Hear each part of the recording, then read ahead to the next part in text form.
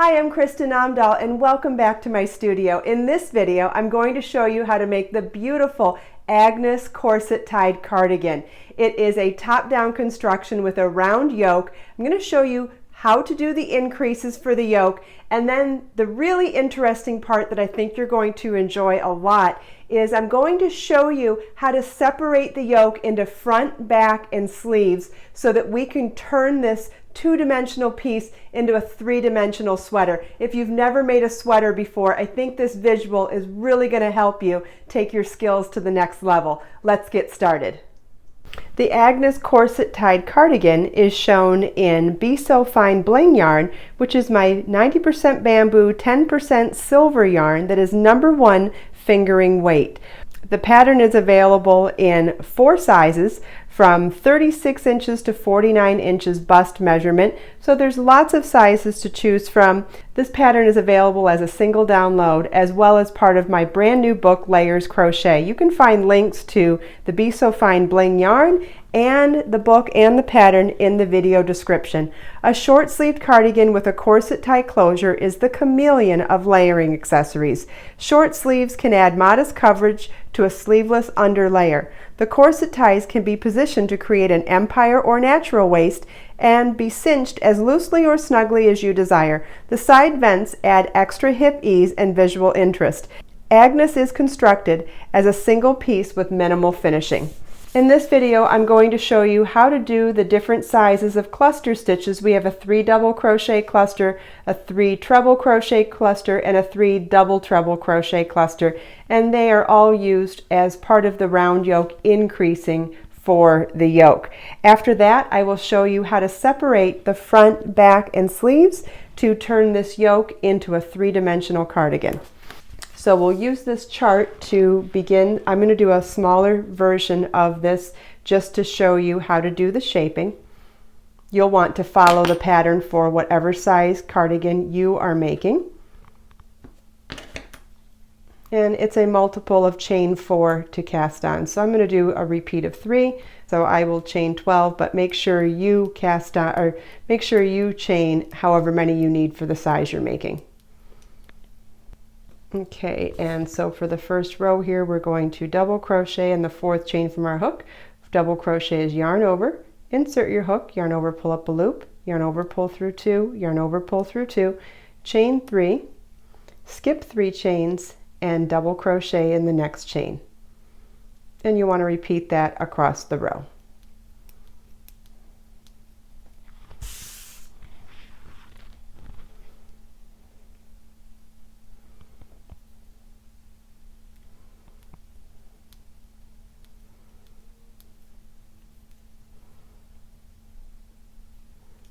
And work 2 double crochets in the last chain. Okay, row 2 begins with a chain 1, turn your work and single crochet into that first stitch, chain 3, and we're going to do a 3 double crochet cluster. Yarn over your hook, insert your hook in the same stitch, yarn over, pull up a loop, yarn over, pull through 2, yarn over, insert your hook in the same stitch, yarn over, pull up a loop, yarn over, pull through 2, yarn over, insert your hook in the same stitch, yarn over, pull up a loop, yarn over, pull through 2. We now have 4 loops on our hook. Yarn over, pull through all 4 loops on our hook. And now we're going to come over here and single crochet into the next double crochet.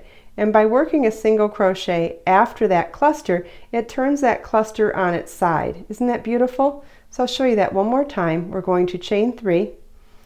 And in that same stitch we just worked in, we're going to do a 3 double crochet cluster. So yarn over, insert your hook, yarn over, pull up a loop, yarn over, pull through 2, and do that 2 more times in the same stitch.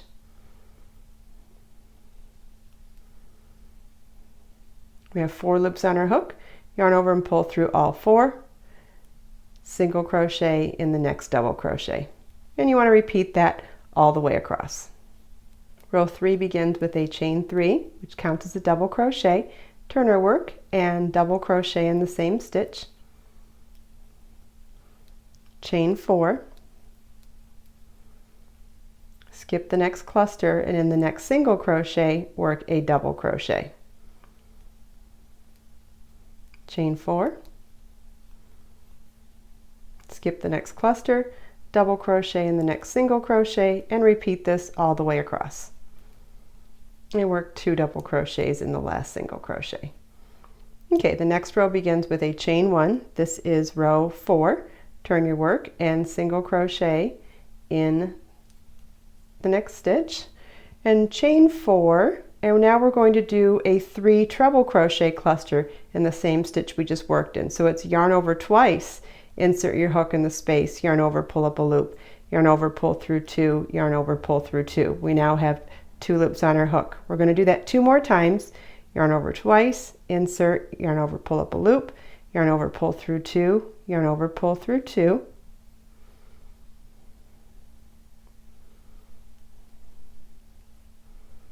We now have 4 loops on our hook. Yarn over, pull through all 4 loops on our hook. And we'll come over to the next double crochet and work a single crochet. And by working a single crochet after that cluster, it turns on its side again. It makes a really pretty scallop. So notice that these are just a little bit bigger than the ones on the previous cluster row, and that's what's giving us the beginning of our increases in shaping to the yoke. So we're going to repeat this all the way across the row. I'll show you one more cluster. Yarn over twice, insert, pull up a loop, yarn over, pull through 2, yarn over, pull through 2. Do that 2 more times.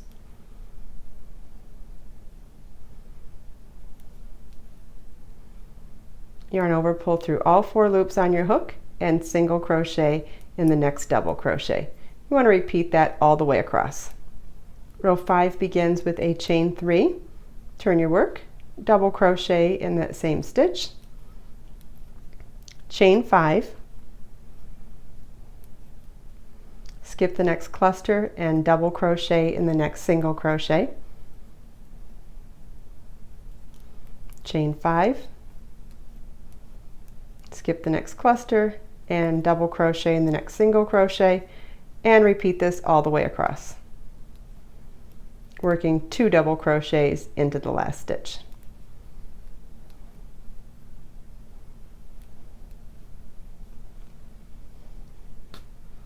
Row 6 begins with a chain 1, turn your work and single crochet in the next stitch, chain 5,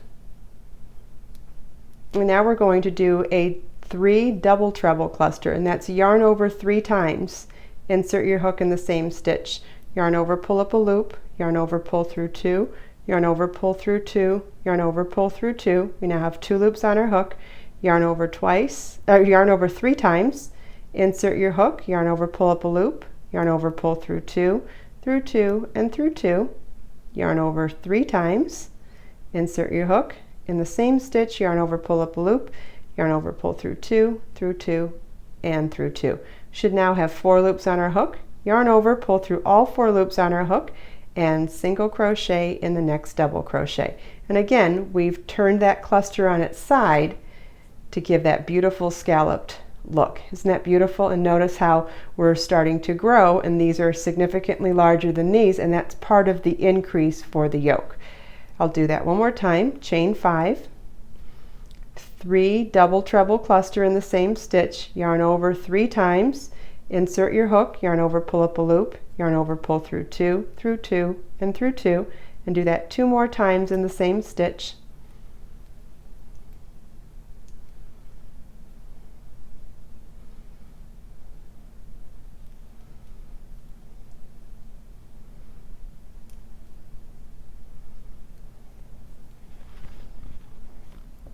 And single crochet in the next double crochet. And you'll want to repeat that all the way across your row. I've completed a smaller version of our yoke here, and so you can see those first 3 sections of the cluster stitches and how they got bigger. This one was a double crochet cluster, a treble crochet cluster, and a double treble cluster. Then we did another section of increases in here, and you'll see that in your pattern as well as in your chart. So in this little demonstration, I want to show you how we're going to work in pattern across this row and separate out to create the fronts. What we're going to be doing is working the front, skipping sleeve stitches, working the back, skipping sleeve stitches, and working the front again. So we're going to turn this two-dimensional flat piece into a three-dimensional sweater. So we'll start this row, and don't pay attention so much to how many repeats I'm doing through here. You're going to want to do however many repeats are listed for the pattern that you're making, but you'll get the general idea anyway. So it's 2 double crochets in the first stitch and 5 double crochets in each chain 5 space across.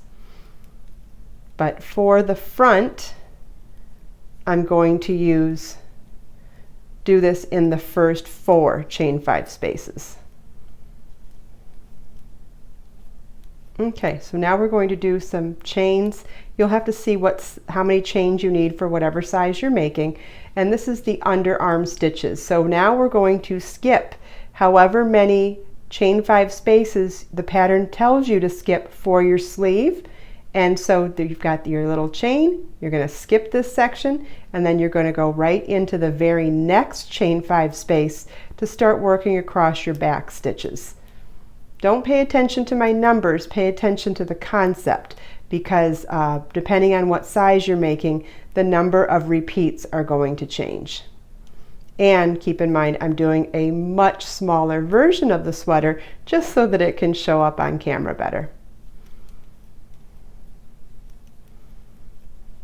Okay, we've worked across our back stitches, so now we'll do our underarm chain stitches, skip the sections for the sleeve, and then work our other side of the front. When I finish this row and set the work down, I think it's really going to help you visualize what we've done here in this row. Okay, we finished our row, and now you can see that once we fold it so that we have a front, we have both sides of the front, we have little sleeves. Can you see that? We've got our underarm stitches, and we now have a sleeve, and then we have our back. So we've turned this two-dimensional flat, almost look like a shawl in a way, and by doing this one row of skipping some stitches and adding some chains for underarm, we have turned this in a three-dimensional piece and the beginning of a top-down sweater. Hope this visual helps you so that if you've never made a sweater before, you'll have the confidence now to give this one a try. If you have any questions about this tutorial, please leave them for me in the comments.